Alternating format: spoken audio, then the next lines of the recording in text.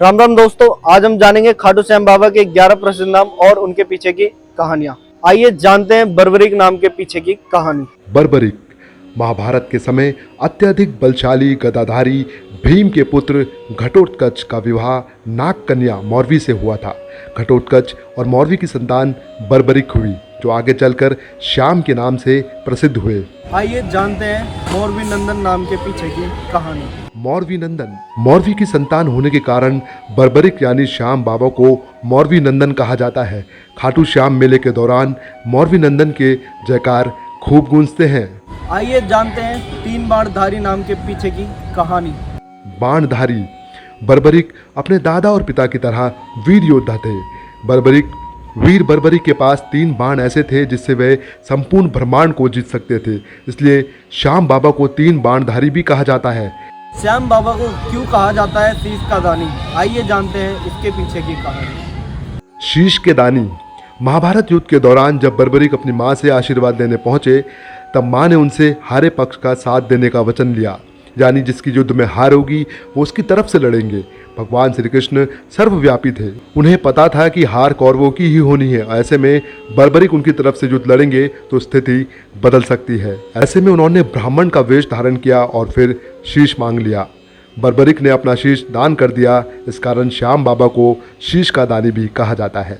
श्याम बाबा के सबसे प्रसिद्ध नाम यानी श्री श्याम के पीछे की कहानी क्या है? आइए जानते हैं। श्री श्याम कृष्ण ने बर्बरीक को शीश दान मांगने की वजह भी बताई। उन्होंने कहा कि युद्ध आरंभ होने से पूर्व युद्ध भूमि पूजन के लिए तीनों लोकों में सर्वश्रेष्ठ क्षत्रिय के शीश की आहुति देनी होती है, इसलिए ऐसा करने के लिए वे विवश थे। बर्बरीक ने उनसे प्रार्थना की कि वो अंत तक युद्ध देखना चाहते हैं और अपना नाम उन्हें देने की प्रार्थना की। श्री कृष्ण इस बलिदान से प्रसन्न होकर बर्बरीक को युद्ध में सर्वश्रेष्ठ वीर की उपाधि से अलंकृत किया, साथ ही अपना नाम श्याम भी उन्हें दिया। श्याम बाबा को क्यों कहा जाता है कलयुग का अवतारी? आइए जानते हैं। कलयुग के अवतारी भगवान श्री कृष्ण ने उन्हें श्याम नाम देने के साथ ही ये भी वरदान दिया कि वे कलयुग में पूजे जाएंगे, इसलिए उन्हें कलयुग का अवतारी भी कहा जाता है। श्याम बाबा को क्यों कहा जाता है लीले का अवतार? आइए जानते हैं।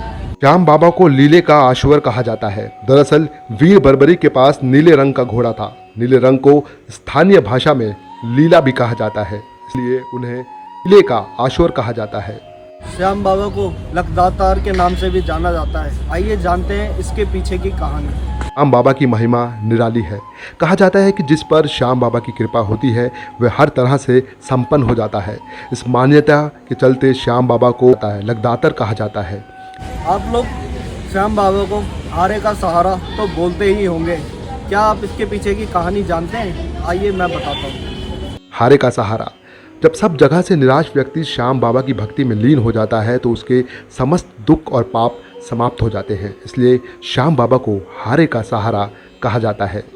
खाटू श्याम बाबा को क्यों कहा जाता है खाटू नरेश? आइए जानते हैं इसके पीछे की कहानी। खाटू नरेश श्याम बाबा खाटू के शासक हैं, इसलिए उन्हें खाटू नरेश कहते हैं।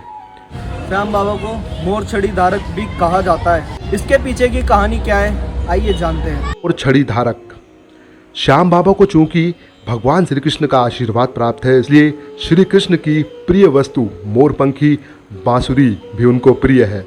मोर छड़ी रखने के कारण उन्हें मोर छड़ी धारक भी कहा जाता है। आपको कैसे लगे खाटू श्याम बाबा के 11 नाम और इनके पीछे की कहानियाँ? मुझे कमेंट में बताएं। ऐसी और वीडियो के लिए हमारे चैनल को सब्सक्राइब करें। धन्यवाद। राम राम।